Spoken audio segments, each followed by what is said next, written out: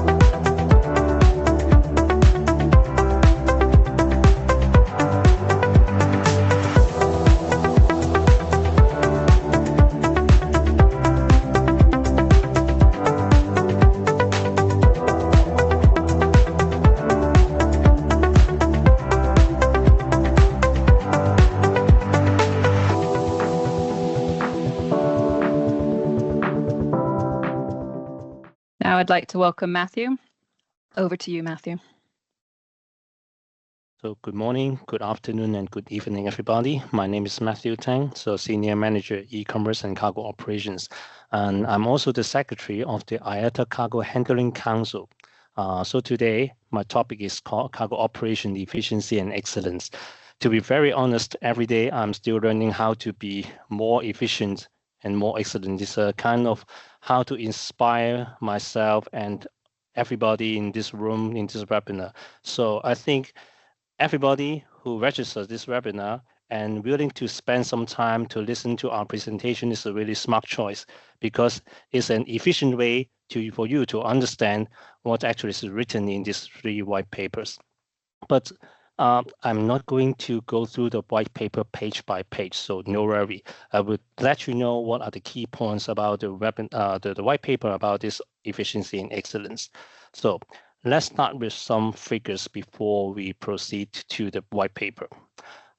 So when there are efficiencies and excellence, this kind of wording into people's mind, basically there are some studies conducted by one of the consulting company last year, asking more than thousands of organizations, what do they think about efficiency and excellence? To be very honest, people will think about, okay, spend less but gain more, or spend more but gain even more. But in the end of the day, people try to direct to the direction, say, cost optimization or cost cutting. 79% of the organization would think about efficiency means cost cutting. And only 53% of the senior executive in that organization will really trust and think cost cutting can make their operation become more efficient or even become next level excellence. And let's look at another angle. Let's look at the cargo operations figures. So there is another study said, for example, each of every 7 and 8 flights, there are some unutilized capacity. What if you save up 30% of that unutilized capacity? It can bring some 3 improvements of the cargo capacity whole world. What does it mean? It means $2.5 billion US saving industry-wide. And during the past 2 years, when we want to develop a white paper to inspire the industry about operation efficiency and excellence, we interview different stakeholders, including the carriers and also their appointed ground handling agents. So they have different way of doing things to improve their efficiency and become excellence. And some of the examples even mention that they can save up to 5 to 20% of saving. But the unit of saving can be monetary terms, times, man hours, whatever. So where can we find the case of the example? You can find it in the white paper we published last year. So this white paper basically would aim at exploring the principle of operational efficiency and operational excellence from IATA perspective. Because when you go to Google, different search engine, or even you ask the ChatGPT, there are many definitions. What does efficiency means? What does excellence mean? So today, we are going to provide you, from IATA perspective, what do we think about efficiency? What does it mean? And what does operational excellence mean? So this white paper will consolidate all the principles from IATA perspective, but you may ask, who should read this white paper? My answer will be everybody in this industry. No matter what position you are in your organization, don't underestimate your power, ability to make decision. Even think about yourself. Every single minute, every hour, every day, you need to make decision. And every single decision can make you become more efficient, less efficient. Not only yourself, your decision can also influence other peers, other people around you. So you may make them inefficient or make them efficient. So this white paper is for everybody. Even you are not working in the cargo operation team, especially when you are working in the financial team, you should also look at this white paper.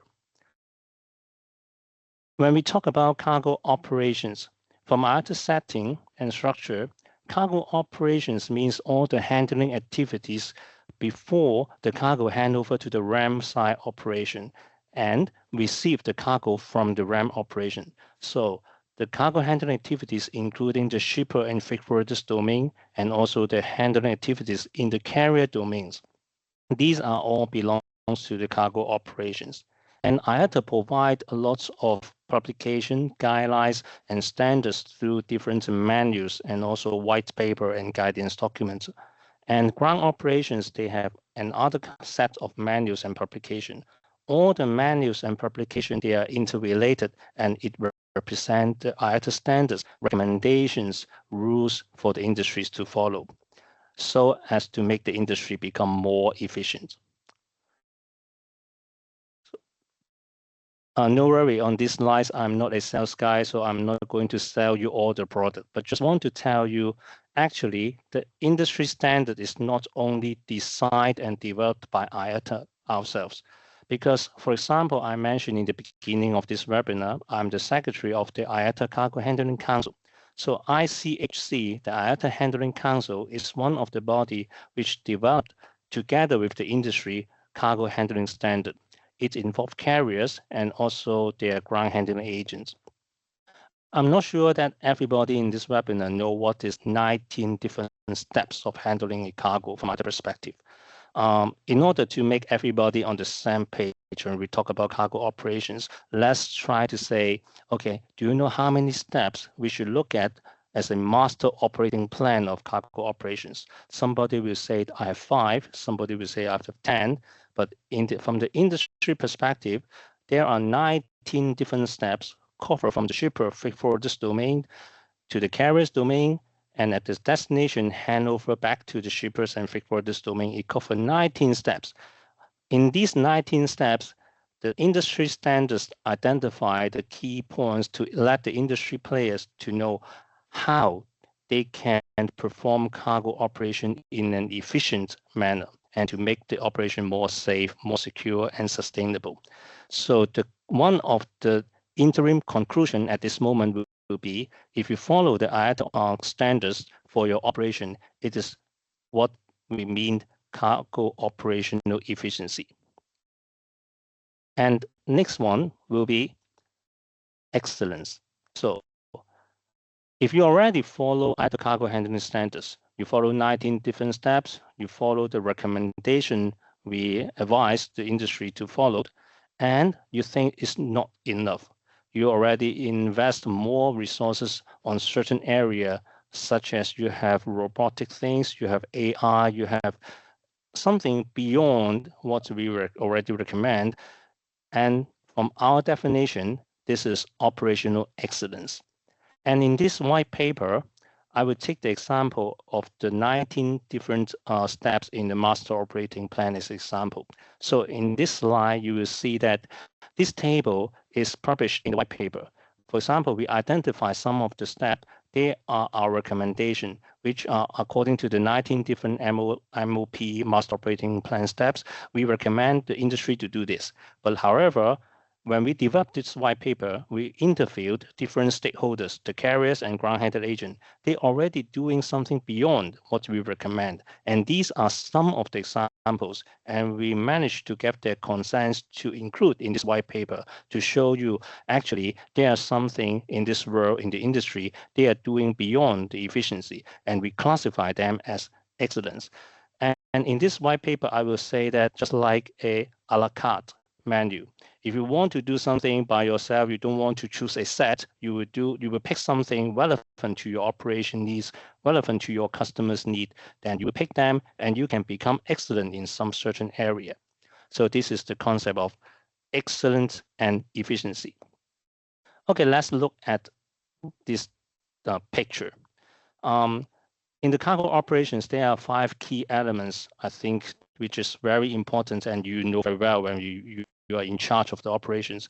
One, first of all, is the talents. You have the right people, well-trained staff to take the action in your operations. And you have facilities, you have appropriate equipment, IT system, and also you need the policy, procedures, and process. What IATA will give you is a framework to let you know these are the standards. And then we describe a lot of how to do things, what you need to be aware of from a safe, secure, and sustainable manner. And something which is beyond the efficiency will become excellent. So this is what I just mentioned before. And operation efficiency and excellence is not an end game, end journey. Basically, it's a cycle. A journey such as today, I found a way to do something which I think is efficient. And then I let other people know, and they copy me. And then the majority of the people are using the same way to do things. And that means that, okay, many people are more efficient. But in the beginning, the way I'm doing should be excellence. And because some people copy and make it more comprehensive and spread out as the majority way of doing things, and it become efficiency, become the standard again. So excellence can become a standard, and efficiency in the long run can in the long run become efficient again. So this is the cycle we describe in this white paper. Approach to the conclusion of this white paper, there are 2 key points. The first point is that when people is being asked about efficiency and excellence, they usually jump very fast to some keywords: optimization, digital transformation, automation, turnaround time, capacity utilization, real-time tracking. Of course, I intentionally to pick this word because I want to show you one very important message, which is, can you find there are some letter in those words? Yes, this is planning. So you need to plan before you really invest your resource, like you want to invest your people, or you want to invest your system, you want to invest your technology, equipment, whatever, but you need to find the right resource, right time, right place to do it. Not only just follow the majority, say, okay, now we would like to use AI, let's do AI. But do you know your scale of your operation? What is your customer need? What do you want? What is your objective? Don't just copy other organization. Otherwise, it doesn't mean that you can be efficient. The second point is the conclusion of the presentation, my presentation. I'm a huge football fan, so sometimes I always find some inspiration to football players.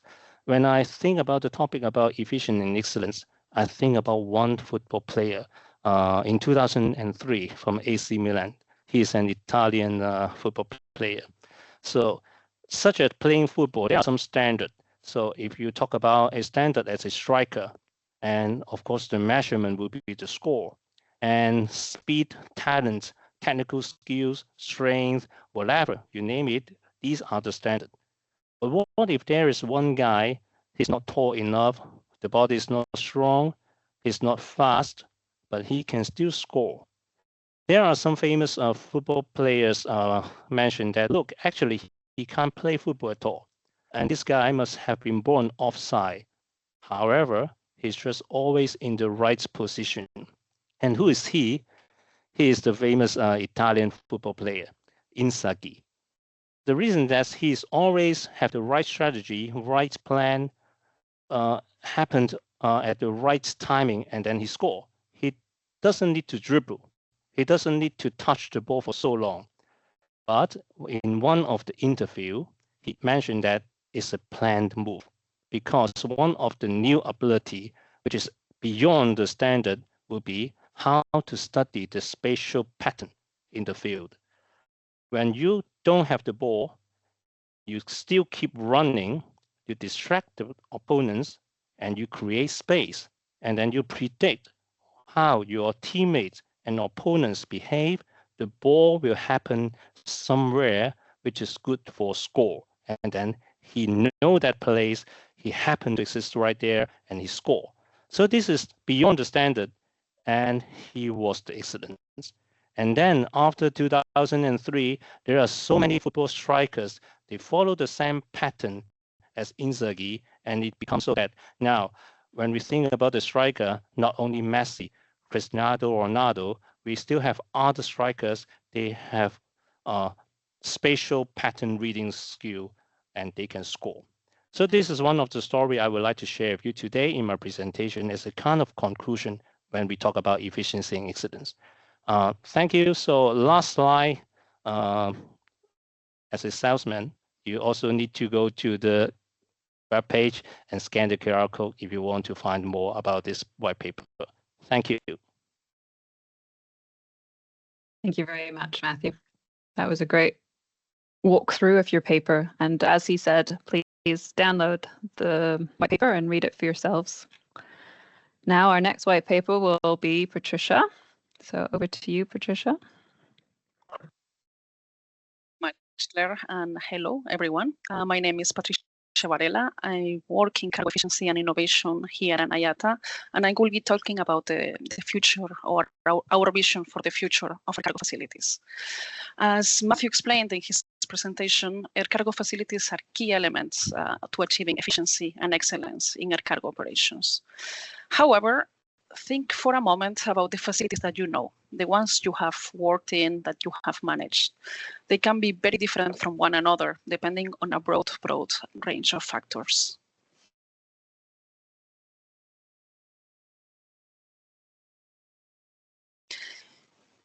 As you see, air cargo facilities are incredibly diverse in shape.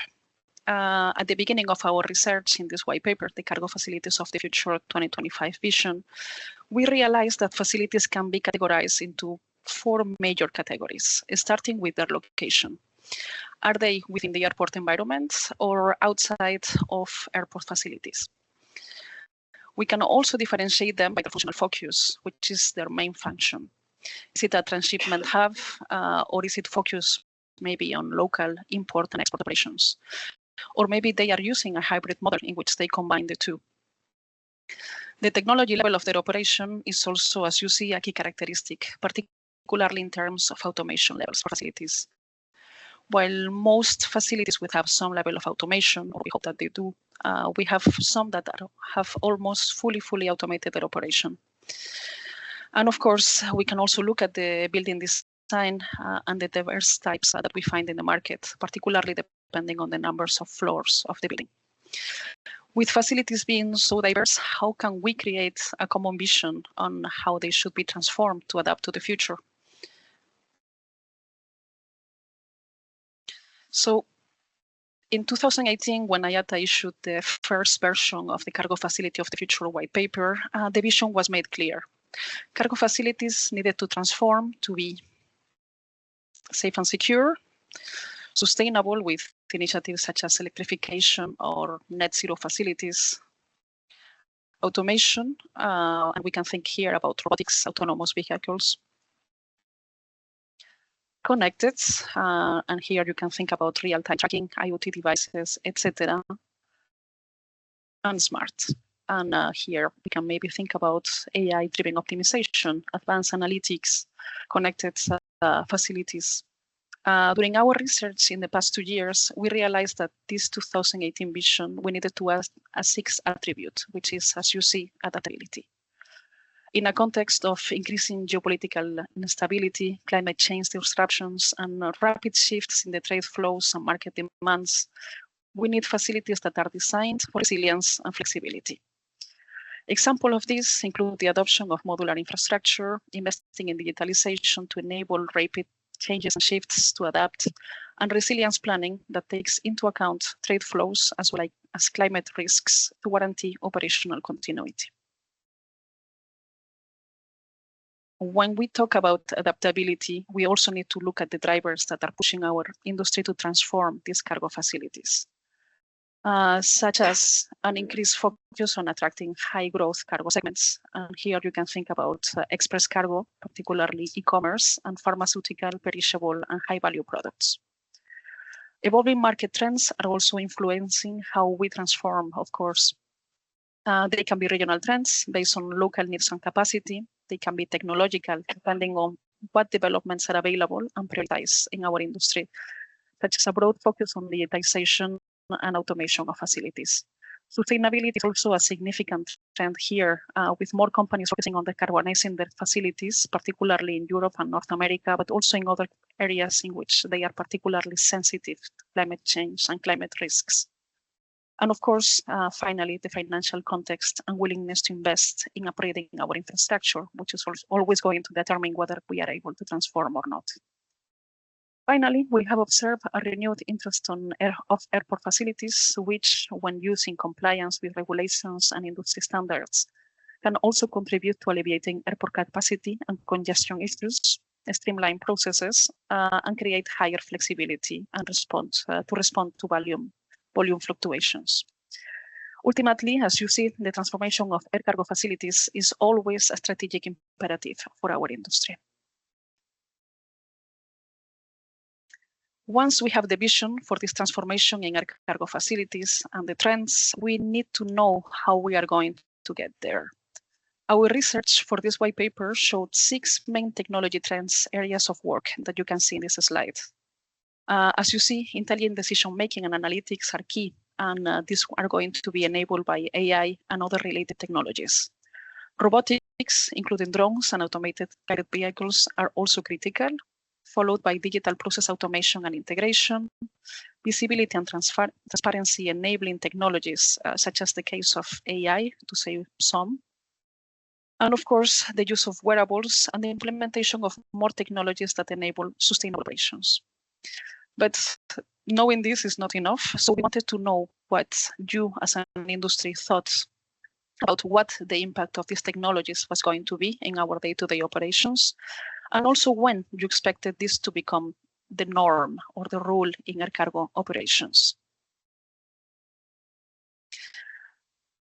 So this is why last February we surveyed 90 air cargo professionals from all areas in the industry to create the first cargo facility of the future technology trend radar, a tool to enable us to prepare better for what is to come, and that we expect to keep updating year on year, or at least in a frequent basis. As you see, there are 23 technologies in this radar, ranked by how close they are to mainstream adoption in the air cargo industry, those closer to the center, and also by their potential impact and transformation in our operations. In the center, no surprises, we see some that are already big transformers in our industry, such as the case of advanced analytics, connected devices, API technology for data exchange, or zero emissions vehicles. Of course, you may look at this radar and say, well, for my company, this would be very different. Or maybe some of these technologies are already something of the past or being at least broadly used today.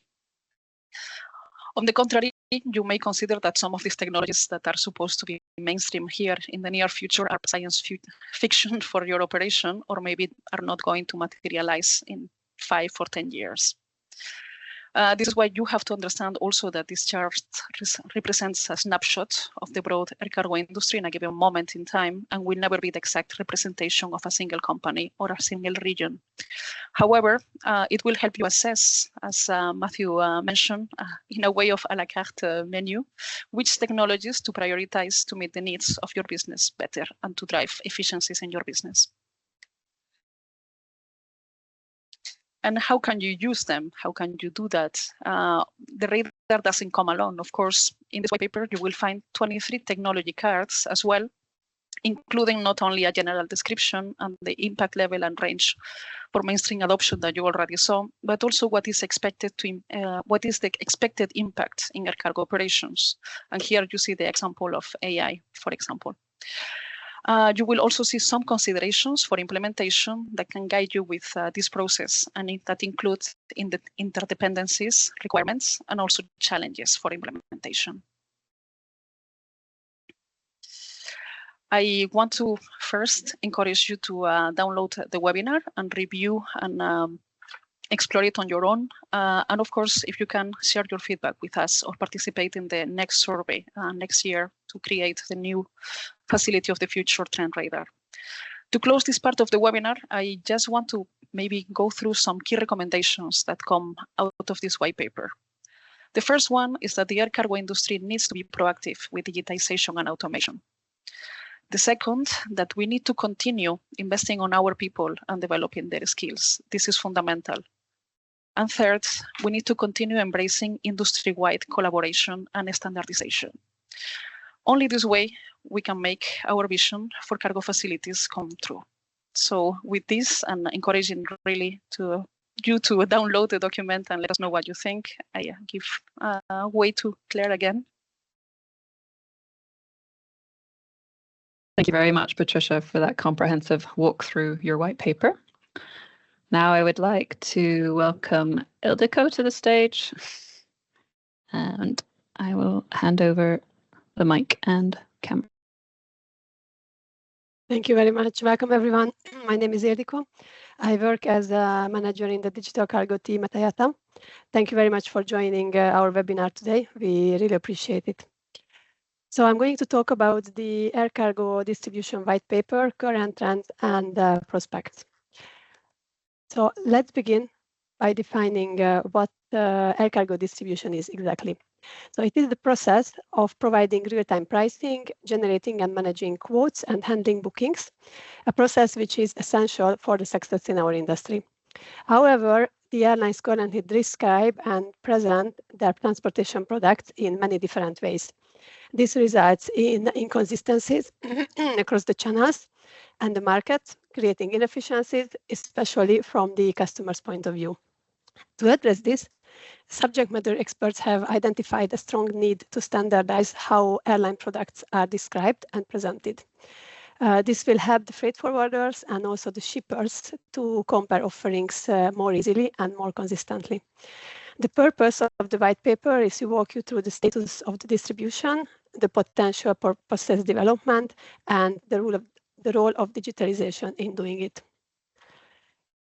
Historically, air cargo distribution relied heavily on manual processes. People were using phone calls, emails, EDI messaging to get information about the prices, to request a quote, and then finalize a booking.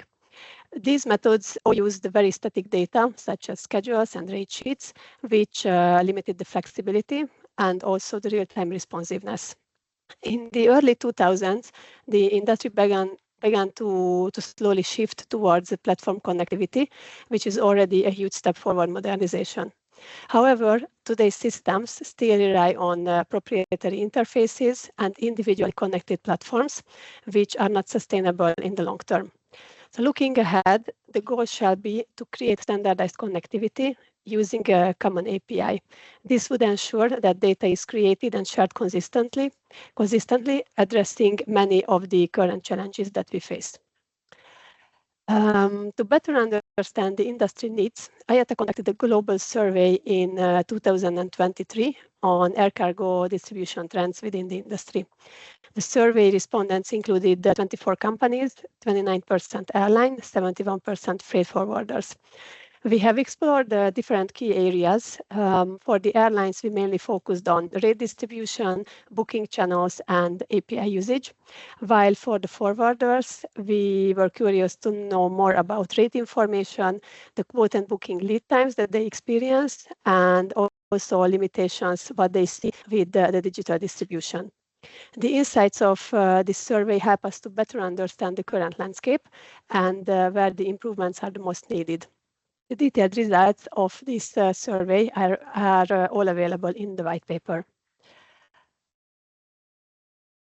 Analyzing the survey results also helped us to identify the key challenges of air cargo distribution that affect efficiency and effectiveness. These challenges stem from the industry dynamics, regulations, and the technology gaps.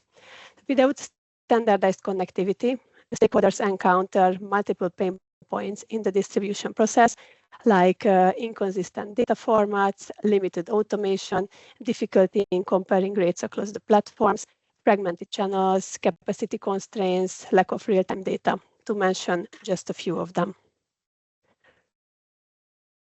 We truly believe that digitalization is a key to transforming air cargo sales. By integrating digital technologies and data-driven solutions, we can improve efficiency, we can focus on customer experience, and deliver a better overall performance. Digitalization enables a much more streamlined, proactive, and customer-centric sales process. It helps stakeholders to stay competitive and to meet the evolving industry demand. So what does exactly the digital future hold? Definitely less manual work, as we would use more technologies, more competitive and innovative solutions, standardized processes, which could help to streamline the industry, API-focused connectivity, a holistic digital integration, and a customer-centric approach. These visions set stage for a much more agile and responsive air cargo industry. IATA also plays a huge part in achieving this. We are leading the way in modernizing cargo distribution. Our approach includes moving away from the static methods. What we imagine is that we would basically turn the whole method around, and instead of the airlines pushing their rates, it would be the freight forwarders defining what type of shipment they have, and they would be the ones requesting the information from the airline. We also focus on creating a unified data structure and enabling API connectivity. Through the Modernizing Cargo Distribution, or so-called MCD working group, IATA established a common standardized approach that relies on the One Record Data Exchange standard. We are aiming to support unified data sources, seamless cooperation, and enhanced efficiency.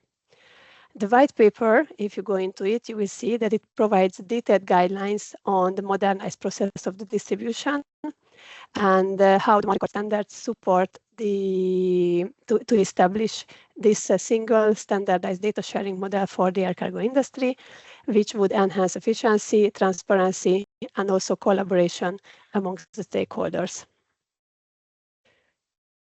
To wrap up, I would like to underline that the air cargo distribution is at a critical turning point. The path forward lies in digitalization, standardization, and collaboration. IATA's initiatives are paving the way for a much more agile, transparent, and efficient industry, and I encourage all of you to join us on this journey. I would like to thank you for your attention and invite you to read the white paper to discover more in detail how digitalization can help reshaping air cargo distribution. Thank you very much, Ildiko, for your presentation. Right, so we have now walked through all three of them, and the floor is open to questions. If you can find your Q&A box at the bottom of your screen. I see that there's one question that I will open to the floor, because you can probably all answer this. So if you wouldn't mind, speakers, putting your cameras on, I'll put mine off. And so here's the question. What are the biggest challenges for the adoption of new technologies on the warehouse floor? Don't know who would like to start by answering that. Matt? Yeah, so the question is the biggest challenges. I'm not sure this is the biggest, but one of the very difficult questions that the stakeholders always mentioned when I had a meeting with them and talk about this in offline.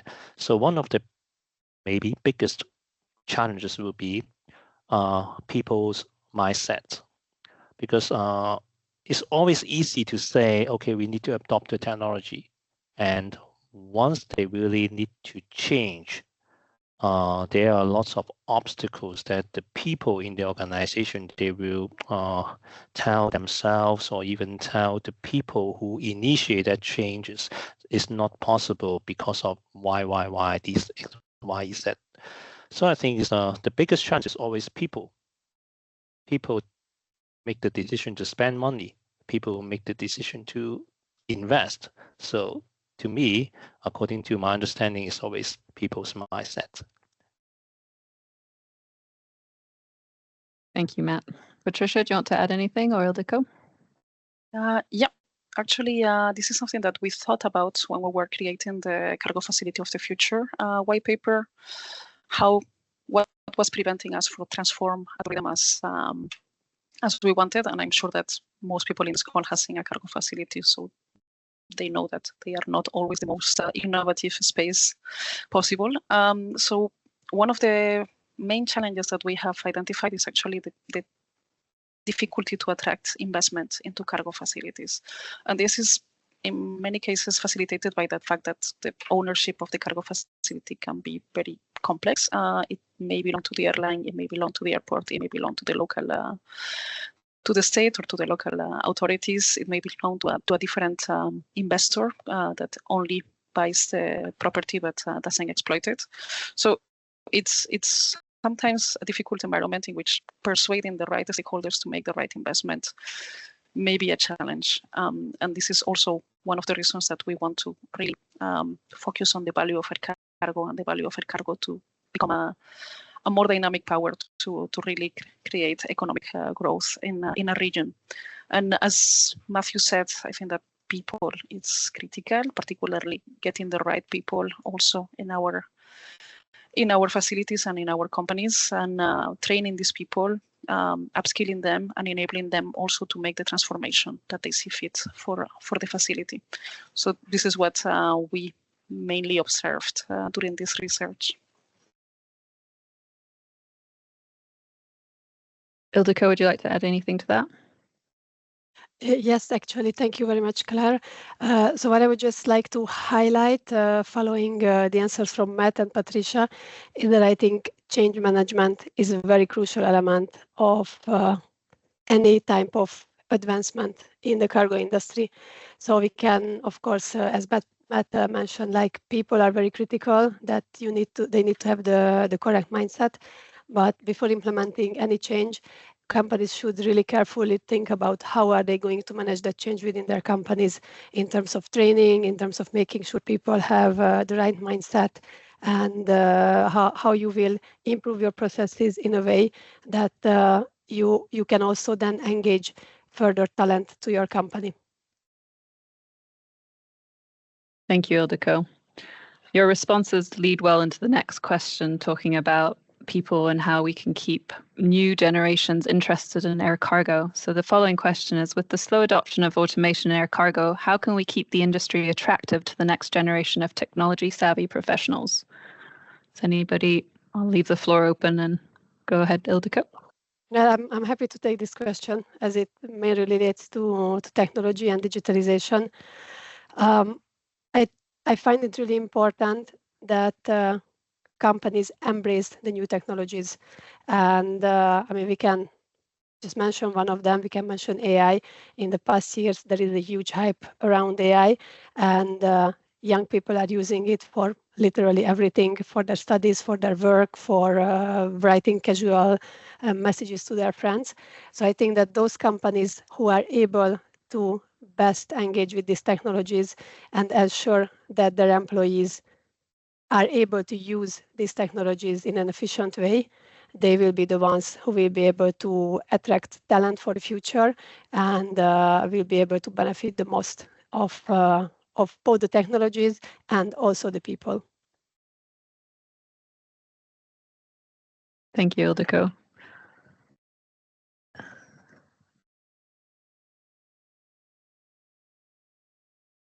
All right, I've got another question here about AI. AI is currently transforming every industry much faster than any other new technology before. How can IATA help its member to adopt and get the much needed efficiency gains, considering we are usually a slow industry to adopt new technologies?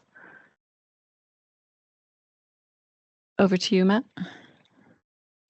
AI is a very sexy topic. So even we every day we use AI, but we still keep learning from AI and AI learning from us. So the question is asking is IATA can help members to adapt to get much need efficiency gains. We are working on something like use case, how to adopt AI in the cargo operations, because the industry they even don't need to wait IATA to teach them how to adopt the AI, but they already, some stakeholders, they start AI to, they implement AI in the their internal information database. They will ask questions and then let the machine learn and create new guidelines, something like that.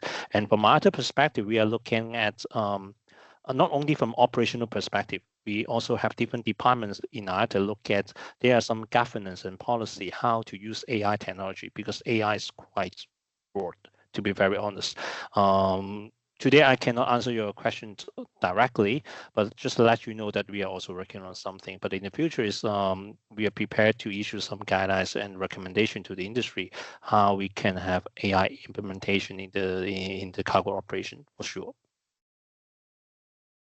I would just like to add one more thought to what Matt said, and also invite all of you that if you have any particular recommendations of which are the areas that IATA should explore more in detail related to AI, and what do you think are the areas where IATA could support the industry with standardization, then please feel free to reach out to us anytime so we can work on this together. Thank you, Ildiko. Our next question is, what is the impact of the geopolitical climate on air cargo rates, and how can companies protect themselves in these dynamic situations? Yes, I will take that. Thank you very much, Claire. So yeah, obviously everybody is aware of the current geopolitical climate and how the different rates and taxes are changing, affecting many countries and affecting obviously the balance of import and export. Well, my answer to that would be the more agile your company is, the more you are able to provide real-time information on your prices, on your capacity, and on the type of commodities that you are able to transport, the more successful you will be. So if you really work towards the goal that you can price your available capacity as an airline really from 1 hour to another, considering what is the current situation, then you will be a lot more successful because you will be able to serve your customers much better. You will be able to come up more to their expectations, and you will be able to deliver much better business results. So I really think that agility and having digital solutions is a key to that. Thank you, Ildiko. Next question regarding the 19 cargo handling steps from shipper to consignee. What is the general average number of steps adopted by the industry based on the survey? Matt, over to you. Yeah, the 19 different steps according to the master operating plan, which is commonly agreed by our airline members and extend to the ground handling agents. It covers from shipper, freight forwarders, and carrier domain. But there are, just like in our cargo handling manual, we built in this 19 step, 19 chapters. But there are some subsections. There are so many different subsections that the stakeholders can do it. We don't have the average number, to be very honest. But according to different needs of the organization, they will identify the subsections, sub-steps, and they will extend the content in their training, in their operational manuals. So, but the core 19 different steps, which is commonly agreed. So we also have some milestone in the messaging format, and later on in the IATA One record, we talk about data sharing. But still, we need these 19 different steps from 3 parties: export, carrier domain, and then import. Thank you, Matt. Here's a question for Ildiko on One Record. So regarding One Record, how does IATA plan to tackle the Catch-22 dependency challenge, which possibly hindered adoption of IATA's earlier cargo XML standard? Over to you, Ildiko. Yeah, thank you very much, Claire. Very relevant question as we are approaching the 1st of January 2026 deadline for industry transition for One Record. What we would recommend to industries, to our companies within the industry, is start to work on One Record as soon as possible, start to explore it, try to understand how it would fit your processes, what else you can do with One Record, which you are currently not doing. So, you know, the potential additional business benefits that you could achieve by data exchange and transparency. And take it step by step. So we don't necessarily expect you to have it 100% implemented by the 1st of January, but it would be great if you could really study the standard in detail, then trial it out in terms of a proof of concept, and then implement it step by step for the different processes. The main idea is that you transfer from your legacy systems to the use of the data exchange. IATA is here to support you. We have a lot of materials available on the data model, on the API specifications. We have specific industry trainings. We have an online version, and we also have a 3-day classroom version of the One Record training, which provides a very detailed background and also helps with the implementation. And also, if you need any help from us, then we are happy to support. We are happy to set up a workshop with you and walk you through all the details.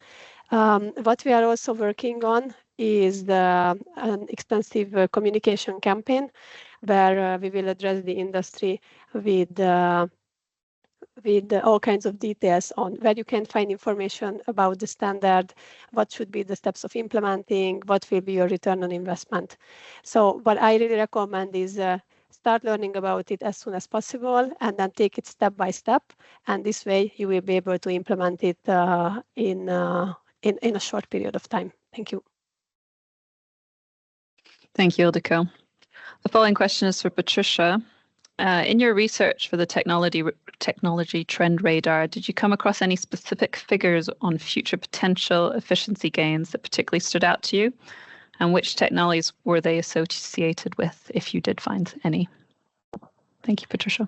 Yeah, so indeed, we found some industry case studies that showcase the benefit, economical gains and benefits of these technologies. This is the case, for example, for decarbonization and actually everything that is related to cargo facility sustainable change, particularly because it represents removing the reliance on certain types of fuels and doing investments for more economic savings in the future. And this is something that actually you can see in the white paper. I have no numbers that come out of my mind, but we do reference 2-3 case studies on this particular area with some figures. But actually, what I think that is interesting is that we realize that some technologies are actually enablers for other technologies within the industry. So for example, when we started looking at the interdependencies and where we could prioritize investment, of course, digitization, investing in one record, investing on data sharing and data exchange in the industry is a key one. We found out that AI is going to be, of course, a huge enabler for many of the technologies that you see in the radar. So when we start looking at the chart of interdependencies, that was limitless. Like everything was related to something that was related to AI. So this is definitely the most important area, I think, for our industry to explore. Connected devices and IoT were also integral for that because we need visibility, and visibility is going to enable a lot of all these technologies. So this is a bit what we observed in this area. I, of course, encourage once more, if you have any case studies that you want to share with us, if you want to contribute to future editions of this white paper, of this survey and research, please do not hesitate to reach out to us because we want to hear from you. Matt, would you like to add anything to that? When talk about the technology trend, there are some criteria that the stakeholders can consider. So first of all, when you need to comply with the regulations, something you must do it in order to make your business sustain. And for safety, if you don't do this, that it will trigger risk to your operational or your people, your customers. And the third thing is that you would adopt the technology to improve your efficiency. So when we talk about this one, the stakeholders would always like to pick the technology from the trend, say how to minimize errors they trigger by human mistakes, or they would try to use the technology to improve the manual handling things in order to make more throughput by using same units of resource deployment. So in the industry, say using the AI to replace some scanning, eyeball check by human is one of the trend, and we don't have, just like Patricia mentioned, we don't have the exact figures about the gain. However, we have some rough figures, say around 5 to 6% in terms of man hour to replace some eyeball check. There are some studies saying in the whole operations, there are 30% of time of your staff, basically, they are doing checking instead of the physical handling of the cargo. So they stand there and then they either use technology or paper, but they are doing checking. So you can imagine 30% of your time, basically you are doing checking instead of doing work. So this kind of trend makes the stakeholders to look for the appropriate technology in the future.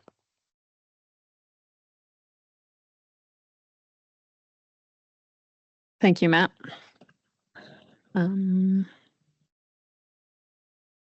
Sorry, just checking the last questions.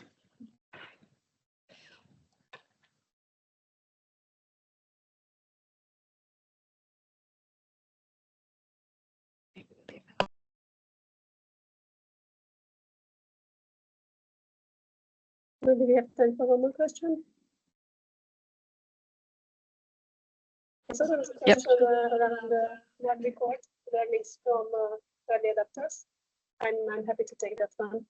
So far there are a few bigger stakeholders in the industry who have implemented one record. And here again, let me repeat that it's not like 100% implementation for all of their processes, but they have run some POCs which were very successful, mainly in terms of shipment tracking. And actually, this is a very good example of an additional business opportunity. So these companies were not really focusing on just moving from cargo XML or cargo into one record for the messaging that they are doing today, but they were exploring more which are the additional opportunities which they can tackle with one record. Some of the learnings which they have shared is that you definitely need to very carefully think about what would you like to address with the use of the one-record data exchange standard first. What will be the step-by-step implementation that fits the best your company's needs, and also to think a lot about training. How will you train your employees who will implement one-record, and then how will you train your employees who will work with it. Maybe also let me mention that we have an upcoming conference that we will have a lot of discussion around. I think it was also last plan to talk a little bit about the conference. I just wanted to mention that the digital track will feature of discussions on the web, so I recommend that you attend, and I have a to share with you some details about the conference. Thank you very much, Ildiko. Yes, so there's a few questions that we haven't got round to, so I'd just like to let you know that we'll do our best to get back to you on those questions so that they've not been missed out. But we're coming to the end of our webinar now. And as Ildiko mentioned, we just wanted to remind you that we've got this new event coming up, the IATA Cargo Experts Conference, where we will have 4 tracks on one on pharma, one on cargo claims and loss prevention, one on digital cargo and cargo operations. This event is really the place to keep these discussions going. It's the place to meet up with people working in the same area as you to help drive the industry forward. So I recommend that you participate, join us in Brussels, and join this exciting new event. So you can go to iata.org/CEC and register today. All right, thank you very much for attending this webinar and wishing you a good rest of the day. Bye, everybody.